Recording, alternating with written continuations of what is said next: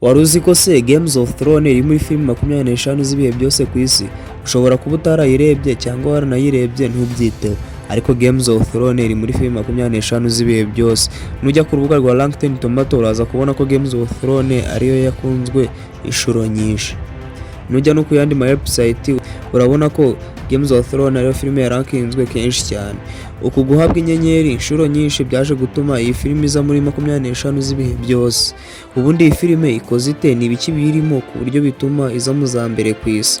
Ubundi iyi filime ivuga ku nkuru y'ubwami burindwi buba bufite umwami mukuru buba muri Kingsland. Muri season ya mbere y'iyi filime uwo mwami mukuru aba yitwa Robert Barton.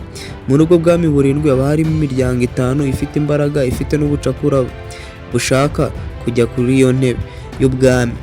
Muri iyo miryango 5 haba harimo umuryango w'Abalannister, umuryango uba ufite imbaraga n'amafaranga ariko ubuzwiho ubucakura n'ubugome bwo hejuru cyane. Hakaza n'undi muryango w'Abastark uba wibera muri Winterfell, ubuzwiho ubunyangamugayo, ni nawo wakwita igihande cyiza muri iyi filime. Hakaza umuryango w'Abatagarian baba barakuwe ku ntebe bashaka kwisubiza intebe. Ahangaha ni nawo uzabonamo Khal Drogo. Umuryango wa Barton n'undi muryango nawo uba ufite intebe byako kanya. Hakaza n'undi muryango wa Greyjoy ubura aho ngaho nta kintu burimo ukora. Ibintu byatumye Seri ikundwa ku rwego ruri hejuru ni ukuntu imiryango 5 ibiri gukora uko ishoboye kose buri muryango ngo uzicare ku ntebe y'ubwami. N'ubu nimba wararebye iyi filime igitangira abonye ko umwami Robert ajya gusaba ubufasha kwa Stark, uyu Robert ababona ko umuryango w'umugore aturukamo w'Abalannister ushaka kuzamukura ku ntebe y'ubwami. Kandi ibi koko aba ari byo.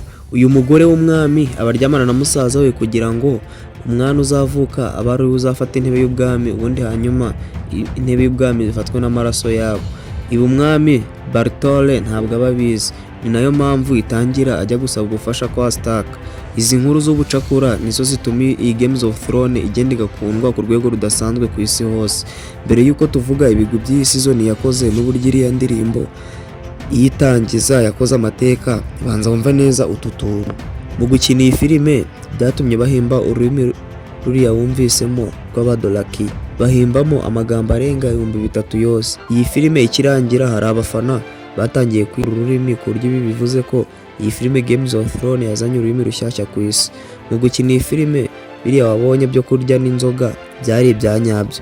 Aba producer bagira ubwoba bwo kuzana inzoga kuri set kugira ngo abakinnyi bataza gusinda, ariko producer w'iyi filime we yazanye inzoga za nyazo abakinnyi bakajya bazinywa byanyabyo. Iriya scene wabonye yo kurwana izwi nka Battle of the Bastard Day ifashe iminsi 25 barimo kuyikora. Iyi scene byasabye ko bazana abantu barenga 500, amafarashi 70 ndetse n'abastandi 65. Ibi bitabigira iyi scene imwe muri scene ziri complex isi yigeze igira. Kuri season ya nyuma y'iyi filime buri episode yagiye itwara arenga miliyoni 15 z'amadolari. Impamvu nuko izi episode zatwaye amafaranga menshi ni ukubera ko kwa animatinga ziriya dragon wagiye ubonamo, irajwi rya dragon wagiye wumvamo byasabye ko bavanga ijwi ry'intare, bavanga ijwi ry'akanyamasyo ndetse bavanga n'ijwi ry'inkoko kugira ngo nyine wumve iriya sound yayo. Reka tuvuge ku bigwi by'iyi season iyi filime igisohoka. Iyi filime igisohoka ijoro rya mbere yarebwe n'abantu